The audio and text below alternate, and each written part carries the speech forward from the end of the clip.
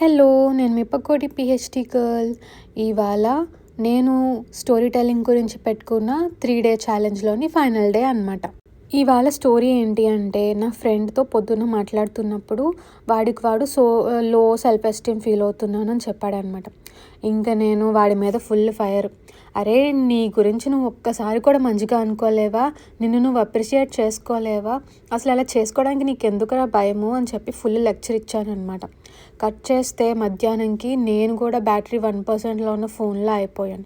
ఇంకా మండే కదా, ఏంటి అసలు నేను ఫ్రైడే నైట్‌లా బిహేవ్ చేస్తున్నానేంటి అని చెప్పి అనుకుంటే, దెన్ ఐ అండర్‌స్టూడ్. నేను యాక్చువల్లీ వీకెండ్ అంతా వర్క్ చేశాను. స్ప్రింగ్ బ్రేక్ అని సెలవులు ఇచ్చినా సరే, బ్రేక్ ఎక్కడా? అయినా సరే వర్క్ చేస్తూనే ఉన్నాను. ల్యాప్టాప్ ముందు ఇప్పుడు కూర్చొని ఉన్నానా, వర్క్ మాత్రం కదలట్లే. అలా అని చెప్పి పోనీ ల్యాప్టాప్ మూసి బయటికెళ్ళి వాక్ చేద్దాము, కాఫీ తాగుదాము అంటే అదేదో పెద్ద పాపం చేస్తున్నాను అని గిల్టీగా అనిపించిందనమాట. అప్పుడు నాకు స్ట్రైక్ అయింది. నేను పొద్దున్న నా ఫ్రెండ్‌ని అడిగాను కదా, ఎందుకురా నిన్ను నువ్వు అప్రిషియేట్ చేసుకోలేవా? ఎందుకు అని చెప్పి సేమ్ నాకు నేను ఆ క్వెషన్ రివర్స్ అడుగుతున్నాననమాట. ఎందుకు నేను ఆగడానికి భయపడుతున్నాను?